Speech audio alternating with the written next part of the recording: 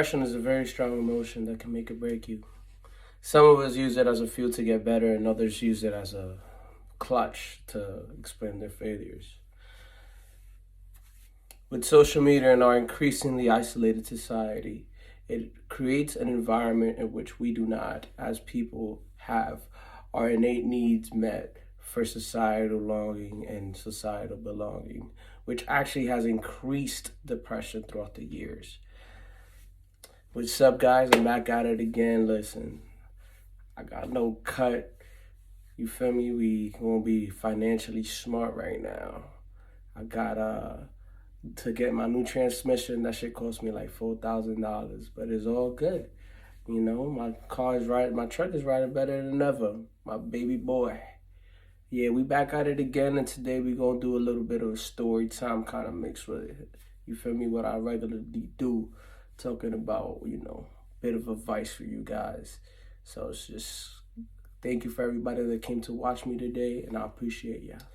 A big reason why I was depressed when I was younger and why I felt depression throughout most of my adult life was because I, growing up, felt unloved. A lot of us have parents that either were not there or treated us or expected us to be in different scenarios that we were not.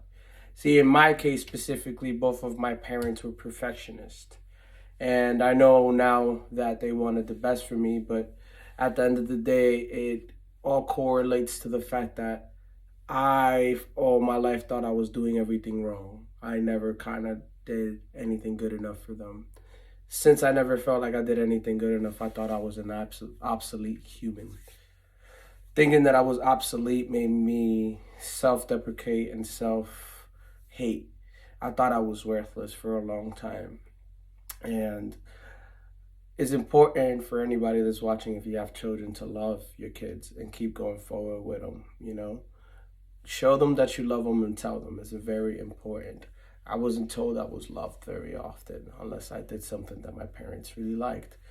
And that, in case, created a spiral for me that I never thought I was good enough unless I did something other people liked. My parents always treated me a little different for the simple fact that I was always a articulate individual, and I always looked at life in a very, very different lens. See, when you don't fit into a box and you don't fit into exactly what society wants from you, people tend to attack that. Everyone is afraid of a different perspective because it challenges the way they view life. Another thing is too, when you think differently, you might see things that and have visions that others don't, and that scares them. See, people are scared of the unknown, and when they're scared of the unknown, they usually attack that belief. Now, with me specifically, I always thought of the world differently in the ways that I just challenged everything. Not only did I challenge everything, but I didn't just submit to the molds that were put upon me. I always tried to change, and I always tried to be better or different. Just think about it outside of the box.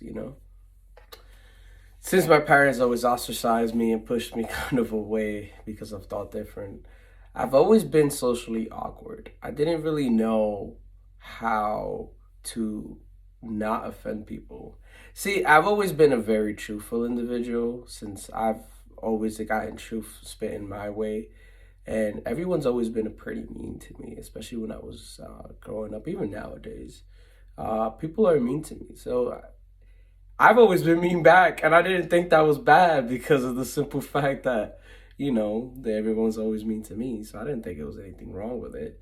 And then I realized, nobody really liked me. But it wasn't necessarily because I was being bad to them. I just thought, I was being the same energy towards them. Sometimes people can't even take that. And I just didn't have the social know-how of how to, play the game better. I learned that a little bit later down my life. As you can believe, and as you already know, being socially awkward and being different causes people to not like you. And since they didn't like me, I ended up just kind of putting that on myself. I thought there was something really wrong with me. mean, my parents always told me I was different, and then everyone else didn't like me because I was different.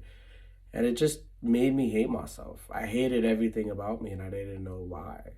I didn't know why I wasn't loved the way I could be, and I didn't know why I couldn't be loved.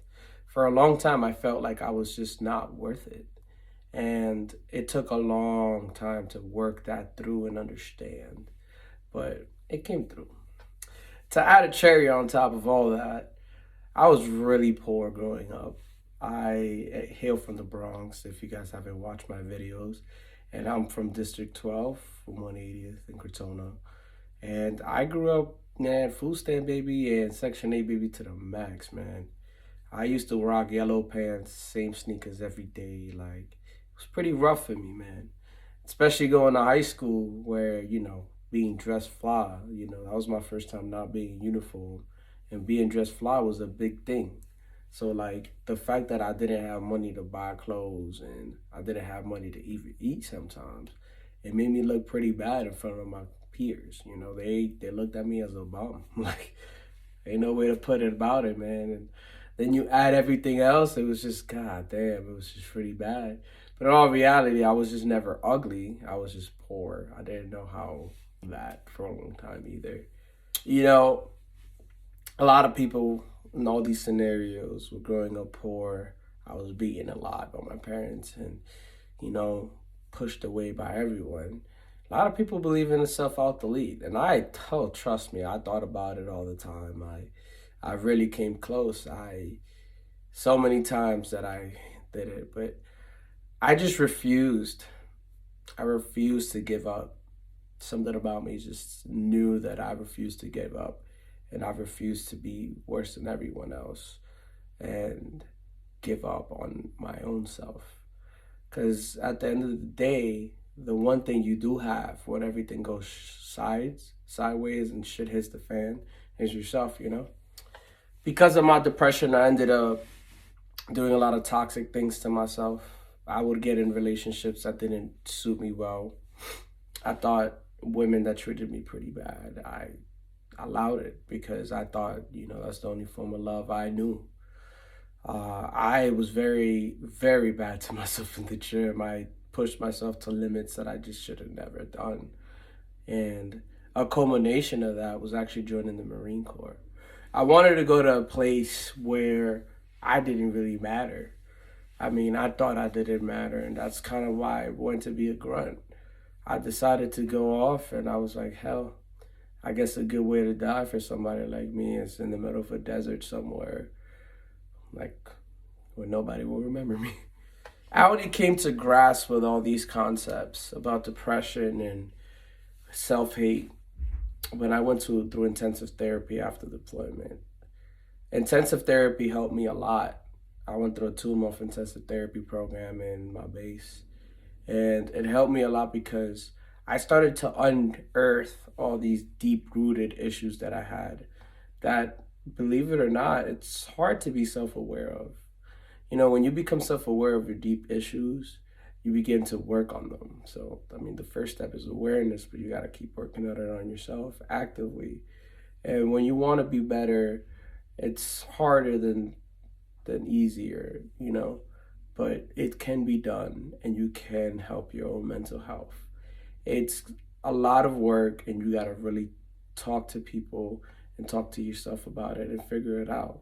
But you got to figure out a way that you can make yourself better and make yourself feel better. Through intensive therapy, when I figured out the deep rooted problems, I actually started to be self-aware of my own perspective on it. Now, I'm not saying that my or your perspective on things and your memory of it is wrong. But sometimes when something happens to us, all we can think about is our perspective on it, not the whole thing, not the whole scenario. See, with me, I was always a very different type of child, but I must imagine how hard it is for a parent that doesn't know, how to deal with that, especially being a young parent. How were they going to be the best parents possible? They tried. I'm not going to say they didn't. But at the end of the day, it's like immature parents and immaturity in myself being a child. It's hard to deal with that. And it's hard to for other people to understand your plight. I mean, it's not their job. It's your job to figure it out. And sometimes we don't understand that. We think that the world owes us an understanding when they don't. At the end of the day, you don't owe nobody anything, and nobody owes you nothing. I began taking accountability for all the faults I did. Just because my life sucked because of other things, that didn't mean that I didn't do things that added to it. I treated people bad too. I mean, I didn't know, but becoming self-aware of that helps. Becoming self-aware and becoming accountable to yourself is a big step in getting better. And once you become accountable in yourself, people start taking notice after a long time. But people take notice. And even if for those that don't take notice, it doesn't matter because at the end of the day, you're doing it for yourself. Being self-accountable helps you feel better for you. And at the end of the day, you are the only one that you sleep with at night. Unless you're married, but you're the only one that you sleep with at night. And you're the only one that's going to die with you. All in all, though, I mean, I didn't get too in-depth with this depression stuff. I mean, I tried to give different perspectives on it and talk about my journey a bit.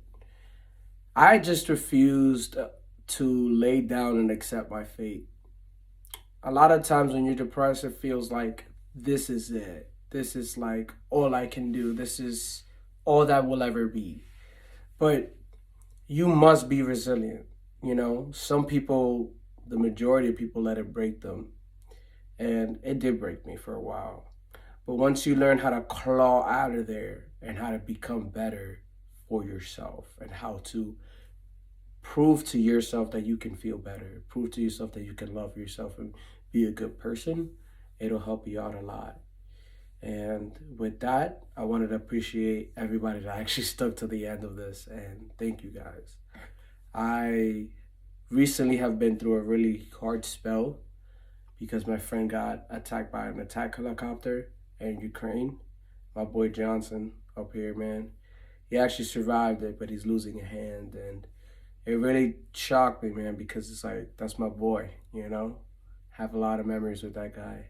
So if you guys can, please support, and love you guys. Take care.